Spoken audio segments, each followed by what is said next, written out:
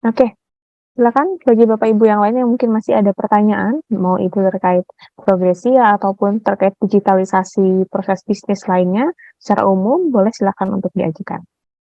Tinggal klik tombol raise hand, nanti dipersilakan untuk open mic. Hmm, Sepertinya udah cukup paham gitu ya, Bapak Ibu yang di Zoom. Jadi, paparannya mungkin sangat jelas tadi terkait, bagaimana cara, atau pentingnya digitalisasi proses bisnis, gitu kan. Oke, mungkin, kalau begitu saya, coba tanya deh, Pak. Mungkin ini pertanyaan dari, saya mungkin nanti supaya menunggu teman-teman yang lain yang di sini bertanya. Kalau di perusahaan tadi kan ada aspek operasional gitu kan yang rutin, sektoral, dan lain sebagainya.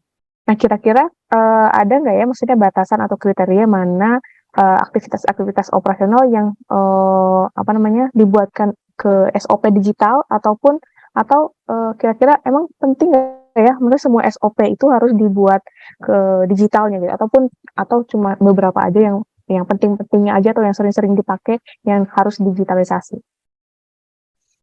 Ya, terima kasih Sofi, pancingan pertanyaannya. Saya mencoba menjawab dengan dua pendekatan ya. Pendekatan pertama, apakah semua acuan kerja itu harus dijadikan SOP?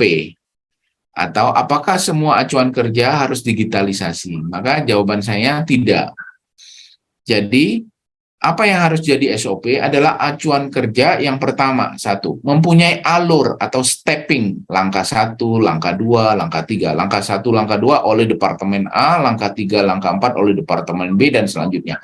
Maka kalau ada alur kerja atau stepping yang melibatkan lintas unit kerja, itu sebaiknya ada SOP dan itu sebaiknya didigitalisasi. Tetapi untuk acuan kerja yang sifatnya kebijakan statis, ya seperti kebijakan direksi tentang kode etik, ya misalnya peraturan tentang cuti, artinya sebuah acuan kerja atau kebijakan yang bukan bergerak secara progresif secara alur kerja, maka itu tidak perlu dibuatkan SOP, cukup menjadi kebijakan, cukup menjadi peraturan, cukup menjadi keputusan saja yang sifatnya statis. Nah, pendekatan kedua saya ingin jawab gini, apakah semua SOP, apakah semua alur kerja yang mempunyai tahapan tadi perlu dibuatkan SOP? Maka jawabannya akan kira-kira seperti ini. SOP itu adalah acuan kerja yang memastikan konsistensi of action. Konsistensi of action itu didefinisikan sebagai tindakan disiplin. Disiplin adalah salah satu variabel yang menentukan suksesnya organisasi di banyak penelitian. Jadi bagaimana misalnya sebuah proses atau sebuah SOP itu melalui 10 langkah kerja yang melibatkan katakanlah 4 departemen.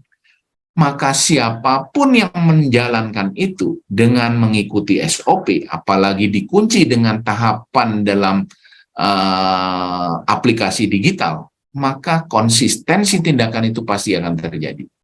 Itu manfaat dan itu tujuan yang diinginkan. Nah, tetapi apakah semua kegiatan yang punya alur kerja itu harus di-SOP-kan? Maka kita harus lihat apakah ada kepentingan kita untuk mengunci. Ya, ada istilah jangan sampai kita mengikat kaki sendiri katanya.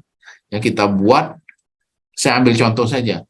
Setiap rapat harus dibuatkan notulen yang ditandatangani semua peserta, lalu disimpan dalam map warna biru, merek Bantek, dan disimpan dalam lemari besi merek Bostinco misalnya. Nah itu saya kira adalah langkah-langkah kerja yang terlalu ekstrim mengikat, warnanya diatur, mereknya diatur gitu. Maka kita harus memberikan ruang diskresi juga, yaitu kebijakan yang bisa diambil pimpinan atau penanggung jawab pada langkah-langkah kerja itu. Nah, sehingga contohnya sebenarnya, apakah seorang dokter ahli bedah pada waktu dia melakukan operasi usus buntu, dia harus mengikuti SOP operasi atau instruksi kerja operasi. Nah, tidak perlu karena kompetensinya itu sudah mewakili langkah-langkah kerja dia melakukan operasi.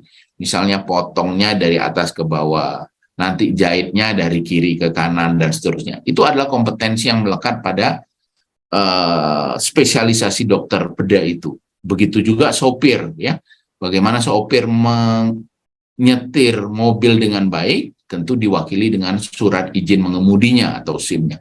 Tetapi rangkaian kerja penyiapan operasi, rangkaian kerja pemeliharaan mobil untuk selalu dalam kondisi handal, itu perlu SOP supaya konsisten. Siapapun yang menggunakan mobil itu, siapapun sopirnya, atau siapapun yang menyiapkan proses operasi itu, di sebuah rumah sakit itu akan dilayani secara konsisten sesuai dengan langkah itu. Kira-kira itu ya, Sofi ya. Thank you Yang Pak bisa Martin di-SOP-kan satu adalah yang berbentuk alur, tapi apakah semua alur harus di-SOP-kan adalah tujuannya, apakah itu ingin kita kunci menjadi langkah yang disiplin atau tidak. Iya, oke. Terima kasih Pak Martin atas penjelasannya. Jadi mungkin seperti yang kita ketahui, mungkin di setiap instansi, swasta, ataupun BUMN pasti kan punya dokumen SOP-nya banyak ya. Kan nggak mungkin kalau harus semua dibuatkan digitalisasi. Kita lihat bagaimana urgensi atau kepentingannya seperti apa. Nah, mungkin ada lagi yang mau bertanya Bapak Ibu yang di ruangan Zoom ini? Oke. Terlihatnya sepertinya Bapak Ibu sudah sangat paham ya dengan atau sudah tahu banget pentingnya digital proses bisnis. Mungkin nanti kalau ada pertanyaan-pertanyaan terkait produk kita boleh nih setelah ini. Nah, saya mau langsung ke sesi selanjutnya. Jadi saya ucapkan terima kasih kepada Pak Martinus Sukiran atas paparannya. Sampai ketemu lagi di webinar selanjutnya. Barangkali Bapak jadi pembicara lagi. Terima kasih. Kita juga nanti akan mengundang para peserta yang hadir nanti untuk sharing pengalaman di perusahaannya masing-masing, supaya forum kita ini yang tadi rencananya sebulan sekali ya, Sofi, itu Iya, bisa betul. menjadi forum berbagi gitu. Ya, jangan bosan-bosan Bapak Ibu untuk menunggu update informasi undangan untuk terlibat di dalam webinar kita. Terima kasih. Sampai jumpa di lain kesempatan.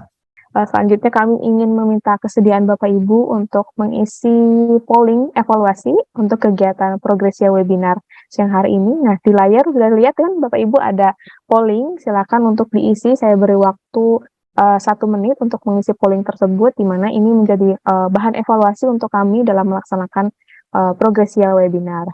Pun untuk Bapak Ibu yang sekiranya punya saran, masukan, kira-kira di webinar Progresia ini ingin bahas terkait tema apa khusus untuk swasta, bisa untuk chat-chat kami aja gitu.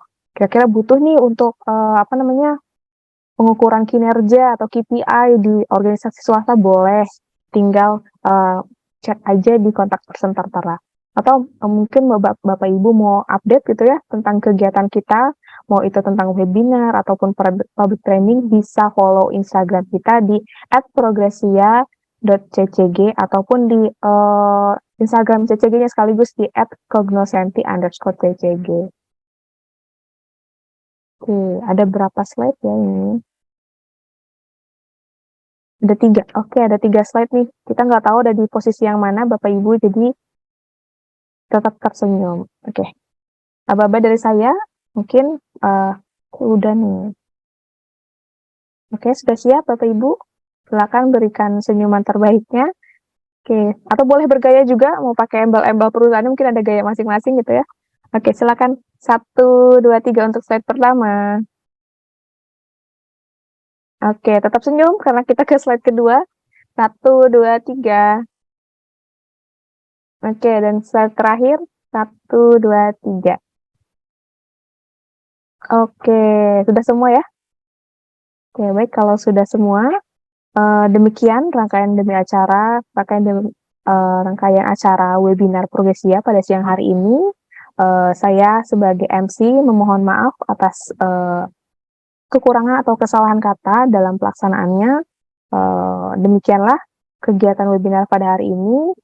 Semoga kegiatan ini dapat bermanfaat bagi Bapak Ibu dan juga sampai jumpa di kegiatan Progresia webinar selanjutnya.